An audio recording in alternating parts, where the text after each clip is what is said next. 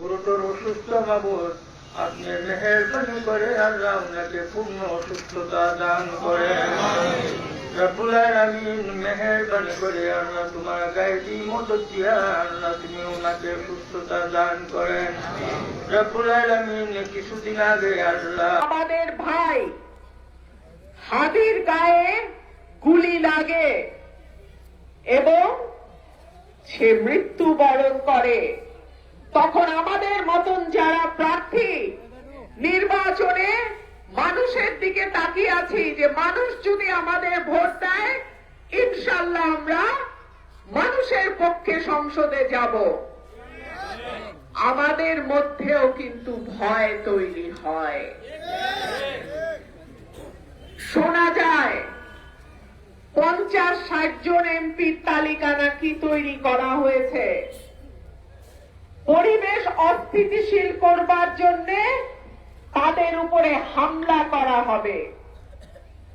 আমি পরিষ্কার বলতে চাই, হায়াত মৌতের মালিক আল্লাহ, হেফাজত করার মালিক আল্লাহ, কিন্তু তাই বলে সরকার তার দায় এড়াইতে পারে না।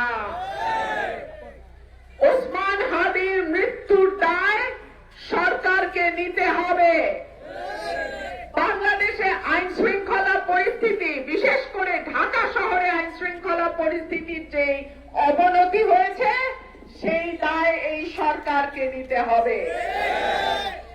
এবং আমি সরকারকে আহ্বান জানাবো, জাতীয় নির্বাচনের আগে কার কার বাড়িতে অবৈধ অস্ত্র আছে, কার কার হেফাজতে অবৈধ অস্ত্র আছে, সেইগুলো আপনারা খুঁজে বের করেন। আপনাদের পুলিশ আছে, প্রশাসন আছে, আইন শৃঙ্খলা রক্ষাকারী বাহিনী আছে। যদি 5ই আগস্টের পরে যে অস্ত্রগুলো লুট হয়েছে থানা থেকে, সেই অবৈধ অস্ত্র কারো কাছে পাওয়া যায়, তাকে আইনের আওতায় নিয়ে আসেন।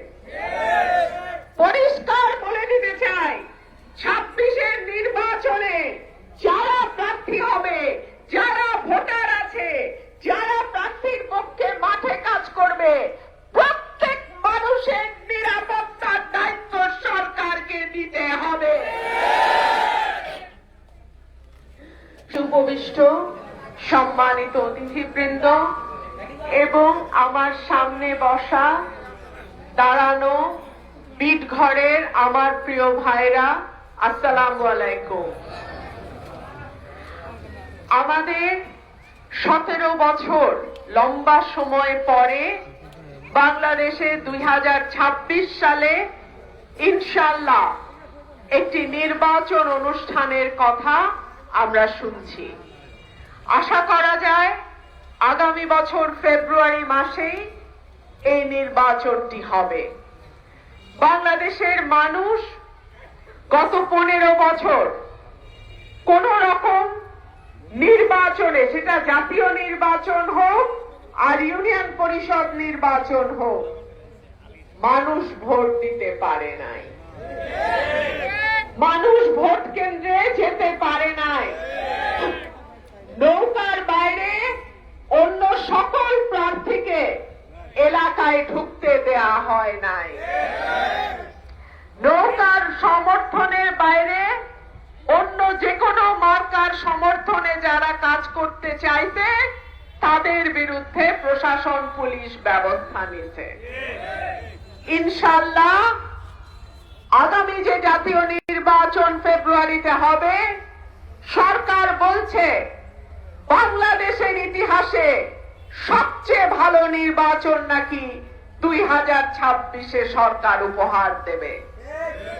আমরাও এই কথায় বিশ্বাস রাখতে চাই, আমরাও সরকারের কথায় আস্থা রাখতে চাই। কিন্তু যখন সরাইল এবং আশুগঞ্জকে নিয়ে আমার অনেক স্বপ্ন, সরাইল এবং আশুগঞ্জকে মডেল উপজেলা করবার স্বপ্ন আমার।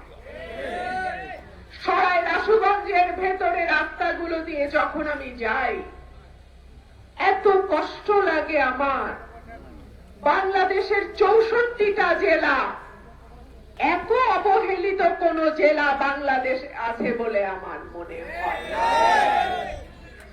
প্রতিটা রাস্তা ভাঙা, মেরামত হয় না।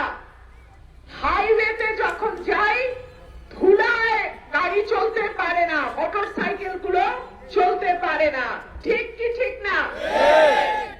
আমি প্রশ্ন করতে চাই, এত জেলার এত উন্নয়ন, ব্রাহ্মণবাড়িয়া জেলার এই অবস্থা কেন? ইনশাআল্লাহ আপনাদের ভোটে আল্লাহ যদি আমাকে সংসদে নেয়, এই দুটো উপজেলা হবে বাংলাদেশের মডেল উপজেলা। বাংলাদেশে যত সুযোগ সুবিধা আছে, ইনশাআল্লাহ আমার দুই উপজেলায় আমার ভোটারদের ঘরে আগে সেই সুযোগ সুবিধা যাবে, তারপরে আমি বাংলাদেশের অন্য জায়গায় হইতে দিব।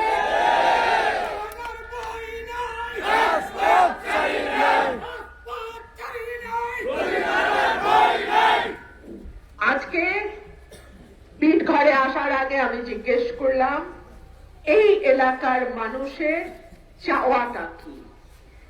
আল্লাহ যদি আপনাদের ভোটে আমাকে সংসদ সদস্য নির্বাচিত করে, তাহলে আপনাদের জন্য আমি কি করতে পারি? আমাকে জানানো হলো, সরাইল থেকে পানিশ্বর পর্যন্ত জাফর খাল সংলগ্ন যে রাস্তাটা আছে, তার মেরামত বহুদিন যাবৎ করা হয় নাই। সেই রাস্তার বেহাল দশা। সুতরাং ওই রাস্তাটা যাতে নির্মাণ এবং মেরামতের কাজ নেওয়া হয়, ইনশাআল্লাহ আমি সেই উদ্যোগ গ্রহণ করব। বিটগড় বাজার বরাবর জাফর খালে ব্রিজ নির্মাণ কাজটাও বহু বছর যাবৎ আটকে আছে। বিটগড় থেকে টিগড় পর্যন্ত আমরা একটি রাস্তা করে দেবার পরিকল্পনা করছি ইনশাআল্লাহ। পানিশ্বর ইউনিয়নবাসীর শিক্ষা, চিকিৎসা, যাতায়াত, শুধু পানিশ্বর বলে না, এখন পর্যন্ত আমার যে 19টা ইউনিয়ন আছে, 17টা আগেই ছিল, 2টা নতুন ইউনিয়ন যুক্ত হয়েছে। এই 19টা ইউনিয়নের স্কুল, কলেজ, মাদ্রাসা সহ যেই শিক্ষা প্রতিষ্ঠানগুলো আছে এবং সরকারি বেসরকারি যেই চিকিৎসা কেন্দ্র বা হাসপাতালগুলো আছে, সেটাতে যেন সর্বাধুনিক প্রযুক্তি, উন্নত মানের শিক্ষক, উন্নত মানের চিকিৎসক, উন্নত মানের চিকিৎসা যন্ত্রপাতি, আমি ইনশাআল্লাহ যদি নির্বাচিত হতে পারি, আমি সেই উদ্যোগ গ্রহণ করব। পানিশ্বর থেকে আজবপুর পর্যন্ত মেঘনা নদীর যেই ভাঙন আমাদের হয় প্রতি বছর, সেখানে বেড়ি বাঁধ দিয়ে আমরা ভাঙন প্রতিরোধের জন্য যা করা দরকার সেই ব্যবস্থা আমরা নেব ইনশাআল্লাহ। 1971 সালের আমাদের মহান মুক্তিযুদ্ধে বিটঘর গ্রামের 73 জন মানুষ শহীদ হয়েছেন। এই মানুষদের সমাধিস্থল এবং তাদের পরিবার পরিজনের যে দায়িত্ব, সেটা ইনশাআল্লাহ আপনাদের ভোটে যদি আমি সংসদ সদস্য নির্বাচিত হই, সেই দায়িত্ব আমরা গ্রহণ করব। আমার প্রিয় বিটঘরবাসী, বাংলাদেশের 274টা বা 75টা আসনে যখন আনন্দ উৎসব চলছে, তখন সরাইল আশুগঞ্জের মানুষ জানে না তাদের এমপি প্রার্থীকে। এটা সরাইল এবং আশুগঞ্জের ভোটারদের জন্য দুঃখজনক একটি বিষয়। গত 17 বছর আমার কি ভূমিকা ছিল সেটা আমি বলবো না, সেটা আপনারা জানেন, সেটা মানুষ জানে। আমি সব সময় বলেছি, আমার নেতা কর্মী, আমার এলাকার মানুষ তাদের ভালোবাসা, শ্রম, টাকা, পরিশ্রম সবকিছু কর্মসূচি আজকে আমাকে আপনাদের মাঝখানে উপস্থিত করেছে। সুতরাং আমার এলাকার মানুষের সিদ্ধান্তই রুমিন ফারহানার চূড়ান্ত সিদ্ধান্ত।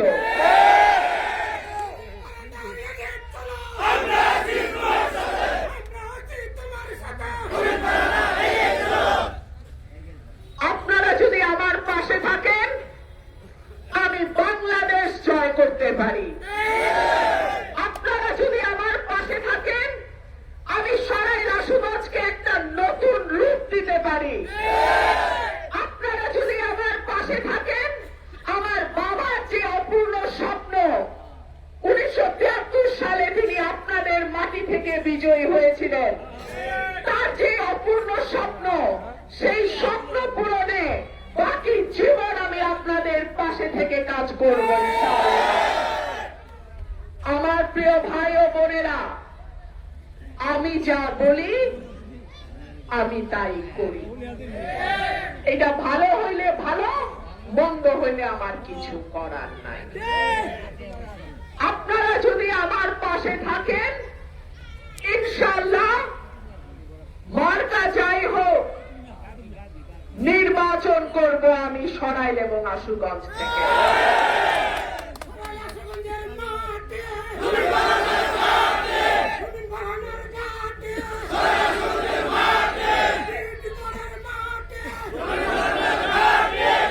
আমার প্রিয় ভাইরা, গত 5ই আগস্ট 2024 পরে বাংলাদেশের সংখ্যালঘু সম্প্রদায়ের উপর যখন হামলা আরম্ভ হয়, তখন ঢাকা থেকে আমার পক্ষে যতদূর সম্ভব বিভিন্ন জেলা এবং বিভাগে আমি সেই হামলা বন্ধের উদ্যোগ নিয়েছি।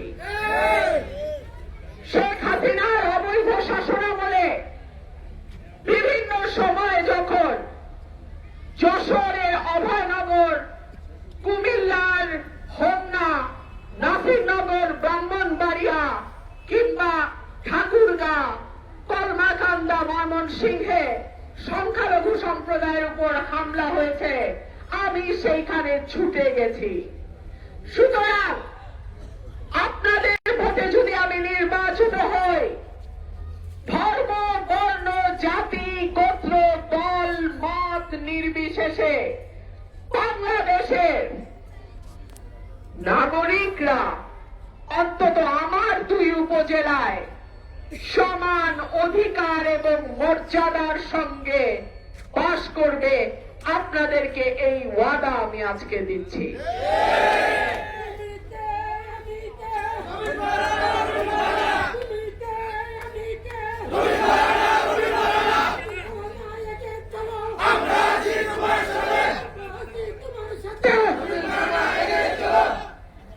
আমার প্রিয় ভাইরা, আমার বক্তব্য আর দীর্ঘায়িত করব না, মাগরিবের আজান শুরু হয়ে গেছে। আপনারা আমার পাশে থাকবেন। আমার নিজের কোনো ভাই নাই, আমার বাবা নাই, আমার সন্তান নাই। আপনারাই আমার ভাই, আপনারাই আমার পিতা, আপনারাই আমার শক্তির উৎস। আপনারা যদি আমার পাশে থাকেন, ইনশাআল্লাহ আমি এই এলাকার চেহারা পরিবর্তন করব ইনশাআল্লাহ।